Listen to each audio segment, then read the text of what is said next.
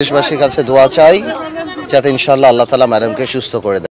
খালেদা জিয়ার শারীরিক অবস্থা গুরুতরভাবে অবনতি হয়েছে।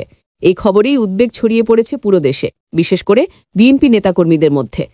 এবার কেয়ার হাসপাতালের নিবিড় পর্যবেক্ষণে দিন কাটছে বিএনপির চেয়ারপারসন ও সাবেক প্রধানমন্ত্রী বেগম খালেদা জিয়ার।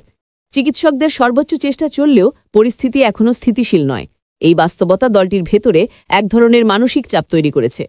এ অবস্থায় লন্ডনে অবস্থানরত বিএনপির ভারপ্রাপ্ত চেয়ারম্যান তারেক রহমানও গভীরভাবে উদ্বিগ্ন। প্রতিটি মুহূর্তে মায়ের শারীরিক অবস্থা সম্পর্কে সংবাদ নিচ্ছেন তিনি। পাশে আছেন তার স্ত্রী ডাক্তার জুবাইদা রহমান, যিনি খালেদা জিয়ার মেডিকেল বোর্ডেরও সদস্য। আরও আছেন প্রয়াত আরাফাত রহমান কোকোর স্ত্রী সৈয়দা শামিলা রহমান এবং খালেদা জিয়ার ছোট ভাই শামীম এসকান্দার। পরিবারটি এখন হাসপাতাল কেন্দ্রিক কঠিন সময় পার করছে।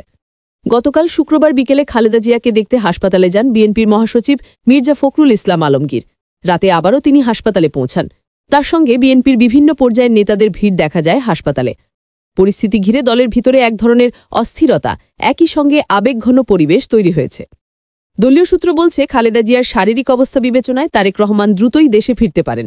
যদিও নির্দিষ্ট তারিখ এখনও জানা যায়নি, তবে আলোচনায় রয়েছে ডিসেম্বরের প্রথম সপ্তাহের কথা। জাতীয় সংসদ নির্বাচনের তফসিল ঘোষণার সময় ঘনিয়ে আসছে। এই পরিস্থিতিতে তারেক রহমান দেশে ফিরলে তিনি প্রথমে ভোটার হিসেবে নিবন্ধন হবেন, এরপর সরাসরি নির্বাচনী প্রচারেও যুক্ত হতে পারেন বলে জানিয়েছেন বিএনপির উচ্চ পর্যায়ের একজন নেতা।